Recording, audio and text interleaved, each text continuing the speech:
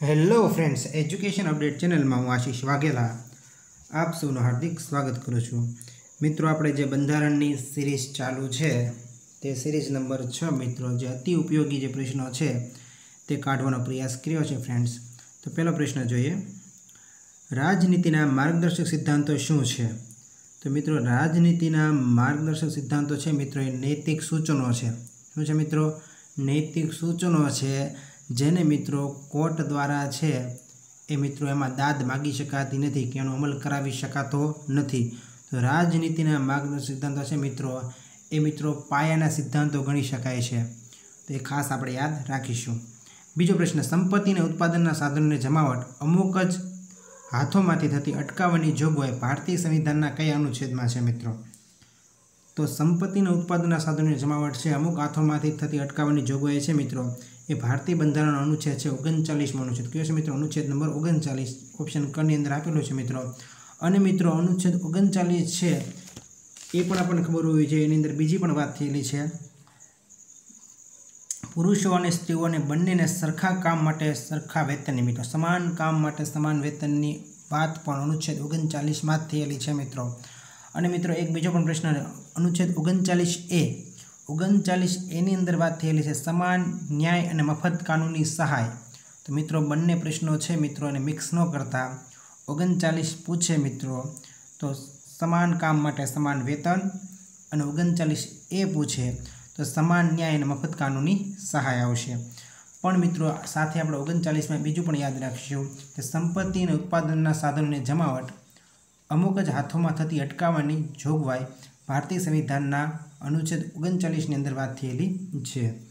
ત્રીજો પ્રશ્નની વાત કરીએ, ભારતીય બંધારણમાં પ્રસ્તાવિત રાજ્યના નીતિ નિર્દેશક તત્વોની અંતર્ગત નીચેનામાંથી મિત્રો કયો જોગવાઈ છે એનો વિચાર કરવાનો છે. આપણે જોઈએ મિત્રો, રાજનીતિના માર્ગદર્શક સિદ્ધાંતોની અંદર શેની વાત થયેલી છે મિત્રો?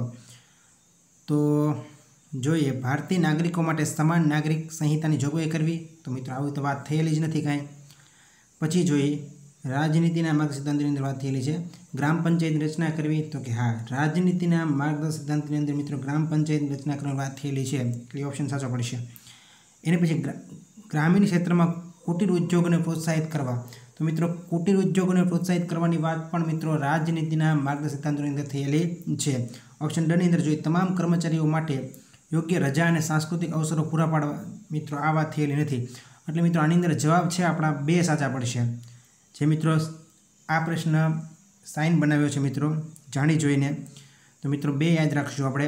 ગ્રામ પંચાયતની રચના મેં મિત્રો માર્કિંગ કર્યું છે. જ્યારે આપણે છે આવી રીતના પ્રશ્ન મિત્રો લઈએ છીએ ત્યારે મગજમાં તરત ઉતરી જતો હોય છે. તો આપણે યાદ રાખીશું, ગ્રામ પંચાયતની રચના પણ રાજનીતિના માર્ગદર્શક સિદ્ધાંતની અંદર આવે છે. અને ગ્રામીણ ક્ષેત્રમાં કુટીર ઉદ્યોગોને પ્રોત્સાહિત કરવા એ મિત્રો આ એક પ્રકારનો ગાંધીવાદી સિદ્ધાંત છે. કેવો છે?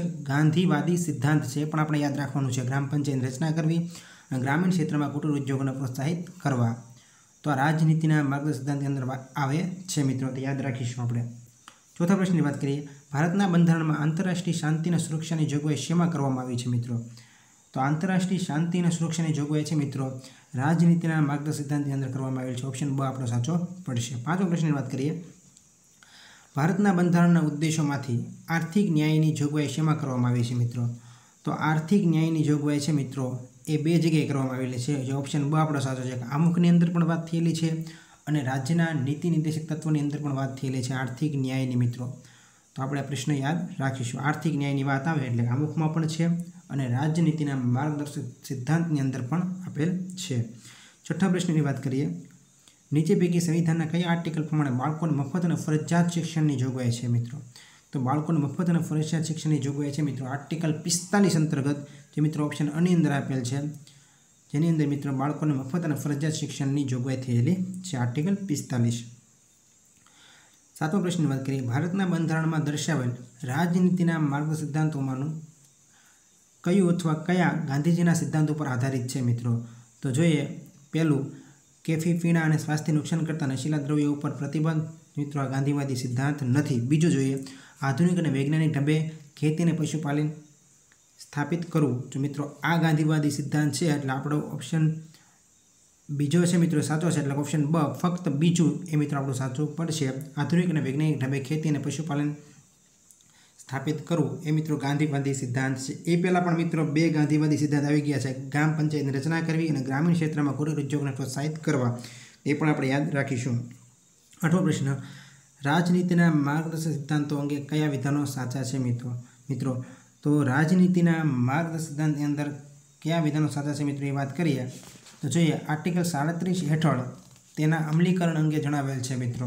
તો હા મિત્રો, અનુચ્છેદ 37ની અંદર વાત થયેલી છે, આ ભાગમાં સમાવેશ સિદ્ધાંતો લાગુ પાડવા બાબત એટલે કે અમલીકરણ અંગેની વાત અનુચ્છેદ 37ની અંદર થયેલી છે રાજનીતિના માર્ગદર્શક સિદ્ધાંતોની અંદર। તો એ પહેલું સાચું છે। બીજું જોઈએ, આ જોગવાઈઓના અમલીકરણ અંગે કોઈ પણ નામ અથવા કોર્ટમાં દાદ માગી શકાતી નથી। તો મિત્રો આ જે રાજનીતિના માર્ગદર્શક સિદ્ધાંતો છે મિત્રો, એ મિત્રો પાયાના મૂળભૂત સિદ્ધાંતો છે, પરંતુ એની કોર્ટમાં દાદ માગી શકાતી નથી, આ પણ સાચું છે। ત્રીજો જોઈએ, રાજ્ય દ્વારા સુશાસન અંગેના કાયદા ઘડતી વખતે તેને ધ્યાનમાં લેવામાં આવે છે મિત્રો। તો આ 3 મિત્રો છે એ સાચા છે, એટલે આપણો ઓપ્શન અ સાચો બનશે। 1, 2 અને 3 સાચા। 9મો પ્રશ્ન, રાજનીતિના માર્ગદર્શક સિદ્ધાંતોની વ્યાખ્યા કયા આર્ટિકલમાં કરવામાં આવેલી છે મિત્રો? તો એ મિત્રો આર્ટિકલ છે અનુચ્છેદ 36 મિત્રો, જેની અંદર રાજનીતિના માર્ગદર્શક સિદ્ધાંતની વ્યાખ્યા આપવામાં આવેલી છે, અનુચ્છેદ 36। 10મો પ્રશ્નની વાત કરીએ, 6 થી 14 વર્ષના બાળકોને ગુણવત્તાયુક્ત પ્રાથમિક શિક્ષણ મળે તે મા બાપની ફરજ રહેશે મિત્રો। ફરજની વાત થયેલી છે, એટલે આપણને ખબર પડી જ જવી જોઈએ ફરજ કેમાં આવે, તો કે 51 એની અંદર વાત થયેલી છે મિત્રો। તો મિત્રો 51 છે એની અંદર 6 થી 14 વર્ષના બાળકોને ગુણવત્તાયુક્ત પ્રાથમિક શિક્ષણ મળે તે માટેની ફરજ મિત્રો કોની રહેશે? મા બાપની રહેશે, એટલે કે માતા પિતાની રહેશે। 51 અંતર્ગત આવી વાત થયેલી છે। 11મો પ્રશ્ન, રાજનીતિના માર્ગદર્શક સિદ્ધાંતોને ભારતીય બંધારણમાં સમાવેશ કરવાનો હેતુ, સ્થાપનાનો હેતુ કયો હતો મિત્રો? તો મિત્રો રાજનીતિના માર્ગદર્શક સિદ્ધાંતોને મિત્રો બંધારણમાં સમાવેશ કરવાનો હેતુ છે કયો હતો મિત્રો? તો સામાજિક અને આર્થિક લોકશાહીની મિત્રો વાત સ્થાપનાનો હેતુ હતો। સામાજિક અને આર્થિક લોકશાહી મિત્રો મળે એ માટેનો મુખ્ય હેતુ કયો હતો મિત્રો? રાજનીતિના માર્ગદર્શક સિદ્ધાંતોને ભારતીય બંધારણમાં સમાવેશ કરવાનો હેતુ આ હતો મિત્રો, સામાજિક અને આર્થિક લોકશાહીનો। 12મો પ્રશ્ન, ભારતના સાર્વભૌમત્વની એકતા અને અખંડિતતાની રક્ષા કરી તેને જાળવી રાખવી એ મૂળભૂત ફરજોમાં કયા ક્રમની મૂળભૂત ફરજ છે મિત્રો? તો આ જે મૂળભૂત ફરજ છે મિત્રો, એ કયા ક્રમની મૂળભૂત ફરજ છે મિત્રો? તો ભારતના સાર્વભૌમત્વની અને એકતા અને અખંડિતતાની રક્ષા કરી તેને જાળવી રાખવી એ મિત્રો મૂળભૂત ફરજ 3જા નંબરની છે, એટલે ઓપ્શન ક આપણો છે સાચો જવાબ બનશે। ઓપ્શન ક મિત્રો 2 વાર બોલવાનો અર્થ એવો છે કે આપણે સાથે યાદ જ રાખી લેવાનું છે। ભારતના સાર્વભૌમત્વની એકતા અને અખંડિતતા રક્ષણ બાબતની વાત આવે જાળવી રાખવાની, એટલે મિત્રો એ 3જા નંબરની મૂળભૂત ફરજ છે, તે યાદ રહી જવું જોઈએ। અને મૂળભૂત ફરજ છે મિત્રો 51 એની અંદર આપવામાં આવેલ છે, તે પણ ખબર હોવી જોઈએ। 13મો પ્રશ્ન, આઝાદી માટેની આપણી રાષ્ટ્રીય લડતને પ્રેરણા આપનાર ઉમદા આદર્શોને હૃદયમાં પ્રતિષ્ઠિત કરવાની અને અનુસરવાની મિત્રો સૂચવે છે। શું સૂચવે છે મિત્રો? એ આપણે યાદ રાખવાનું છે। આઝાદી માટેની આપણી રાષ્ટ્રીય લડતને પ્રેરણા આપનાર ઉમદા આદર્શોને હૃદયમાં પ્રતિષ્ઠિત કરવાની અને અનુસરવાની મિત્રો વાત થયેલી છે મૂળભૂત ફરજની અંદર મિત્રો છે, આવું સૂચવેલું છે। જેની અંદર મિત્રો મૂળભૂત ફરજની અંદર સૂચવેલું છે, આઝાદી માટેની આપણી રાષ્ટ્રીય લડતને પ્રેરણા આપનાર ઉમદા આદર્શોને હૃદયમાં પ્રતિષ્ઠિત કરવાની અને અનુસરવાની વાત છે મિત્રો મૂળભૂત ફરજમાં થયેલી છે। એના પછીના પ્રશ્નની વાત કરીએ 14મો, સમાન વિતરણ શબ્દ નીચે પૈકી કોની સાથે સંબંધિત છે મિત્રો? સમાન કામ માટે સમાન વેતન મિત્રો હમણાં આપણે આવ્યું હતું, કેની અંદર હતું? એ મિત્રો હતું 39ની અંદર। તો મિત્રો એ હતું રાજનીતિના માર્ગદર્શક સિદ્ધાંતની અંદર વાત થયેલી હતી સમાન કામ માટે સમાન વેતન, અને મિત્રો સમાન ન્યાય મફત કાનૂની સહાય એ મિત્રો 39 એની અંદર છે, જે ભૂલાવવું ન જોઈએ। સમાન કામ માટે સમાન વિતરણની વાત થયેલી છે રાજનીતિના માર્ગદર્શક સિદ્ધાંત, ઓપ્શન ક છે આપણો સાચો બનશે। 15મા પ્રશ્નની વાત કરીએ મિત્રો, ભારતીય સંવિધાનના કયા આર્ટિકલ અંતર્ગત સંસદની રચના કરવામાં આવે છે મિત્રો? તો સંસદની રચના છે મિત્રો 79 અંતર્ગત કરવામાં આવેલ છે મિત્રો। આની અંદર મિત્રો યાદ રાખી નાખવાનું 79, 80 અને 81, 79, 80 અને 81 આપણે 3 વસ્તુ યાદ રાખીશું। તો મિત્રો 79ની અંદર મિત્રો છે વાત થયેલી છે સંસદની, 80માં વાત થયેલ છે મિત્રો રાજ્યસભાની રચનાની વાત થયેલી છે। સંસદની રચના પૂછે તો 79, રાજ્યસભાની રચના પૂછે તો 80 અને 81 અંતર્ગત મિત્રો લોકસભાની રચના થયેલી છે। તો આ 3 યાદ રાખજો લાઈનમાં, 79, 80 અને 81। તો સંસદની રચના છે મિત્રો જે ઓપ્શન ડ ની અંદર આપેલ છે 79 અંतर्गत થશે। 16મો પ્રશ્ન સંસદ કયા અનુચ્છેદના અંતર્ગત ભારતીય સંઘના એકમ તેમની અનુમતિ વગર પરિવર્તિત કરી શકે છે એ તેમનું અસ્તિત્વ પણ સમાપ્ત કરી શકે છે મિત્રો। તો અનુચ્છેદ 3 ની અંદર વાત થયેલી છે કે અનુચ્છેદ મિત્રો અનુચ્છેદ 3 ની અંદર એવી વાત થયેલી છે કે સંસદ છે મિત્રો એ ભારતીય સંઘના એકમ તેમની અનુમતિ વગર પરિવર્તિત કરી શકે છે અને તેમનું અસ્તિત્વ પણ સમાપ્ત કરી શકે છે મિત્રો।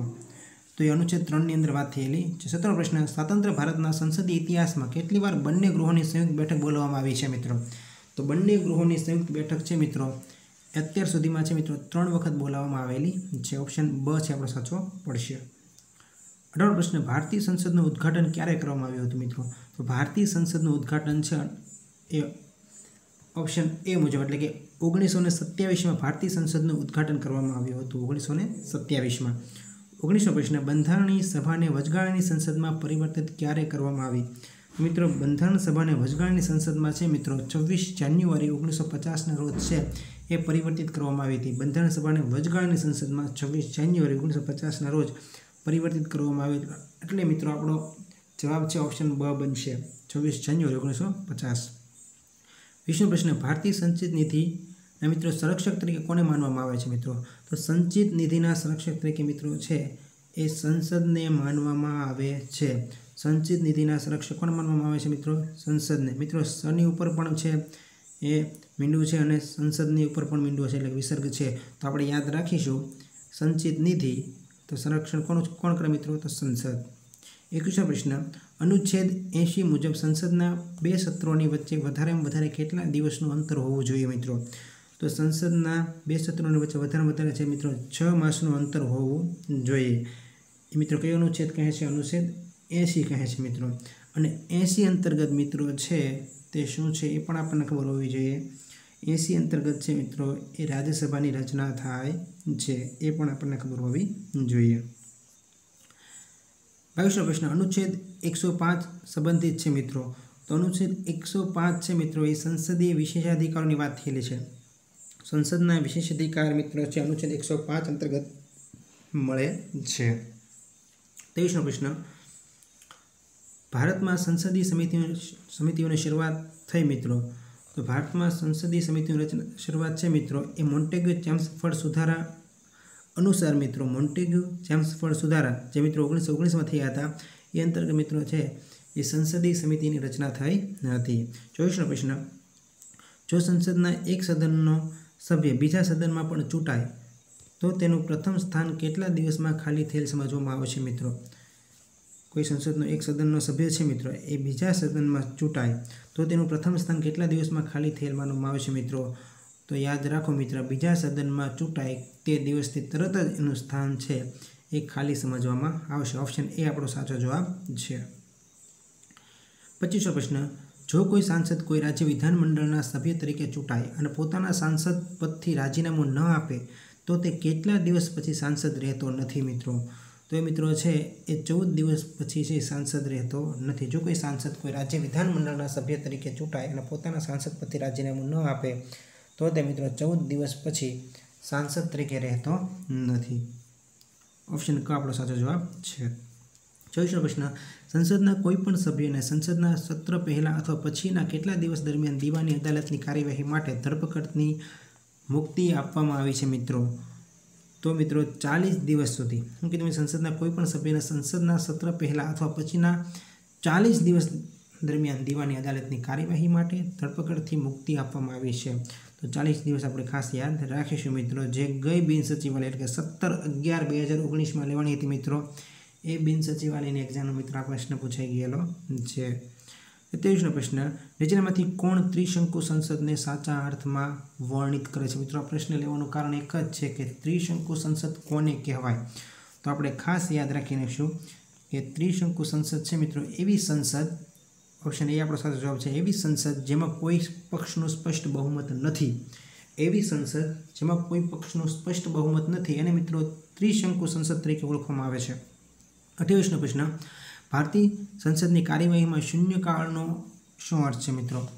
તો શૂન્યકાળનો મિત્રો ભારતીય સંસદની કાર્યવાહીમાં એનો અર્થ મિત્રો જોઈએ તો ઓપ્શન ડ આપણો સાચો જવાબ છે। પ્રશ્નકાળનો અંત અને કાર્યસૂચિમાં લખેલ બીજા વિષયો વચ્ચેનું મધ્યાંતર પ્રશ્નકાળનો અંત અને કાર્યસૂચિમાં લખેલ બીજા વિષયો વચ્ચેનો મધ્યાંતર છે મિત્રો એને શૂન્યકાળ તરીકે મિત્રો છે એ ઓળખવામાં આવે છે। 29મો પ્રશ્ન મિત્રો, પ્રશ્નકાળ બાદનો તરતનો સમય 12 કલાકને શું કહેવાય છે મિત્રો? 12 વાગી છે મિત્રો, એને શું કહેવાય છે? પ્રશ્નકાળ બાદનો તરતનો સમય 12 વાગ્યે કલાકને શું કહેવાય છે મિત્રો? તેને મિત્રો કહેવાય છે 0 અવર। શું કહેવાય છે મિત્રો? 0 અવર તરીકે ઓળખવામાં આવે છે। 30મો પ્રશ્ન, કયા અનુચ્છેદ અંતર્ગત એ વ્યવસ્થા છે કે કોઈ કર સંસદની સ્વીકૃતિ વગર લગાવી શકાય નહીં અને વસૂલી શકાય નહીં? મોસ્ટ ઇમ્પોર્ટન્ટ પ્રશ્ન મિત્રો, સંસદની સ્વીકૃતિ વગર લગાવી શકાય નહીં અને વસૂલી શકાય નહીં મિત્રો। તો આ વાત થયેલી છે મિત્રો અનુચ્છેદ નંબર મિત્રો 265ની અંદર ઓપ્શન ડ છે એ સાચો જવાબ છે મિત્રો। 265 અંતર્ગત છે સંસદની સ્વીકૃતિ વગર કોઈ પણ કર લાદી શકાતો નથી કે વસૂલી શકાતો નથી મિત્રો। જો તમને મિત્રો આ 30 પ્રશ્નો ગમ્યા હોય તો ચેનલને લાઇક કરો, શેર કરો, સબસ્ક્રાઈબ કરો, જેથી મિત્રો તમને આવનારી અપડેટ તમને સમયસર મળતી રહે। Thank you friends.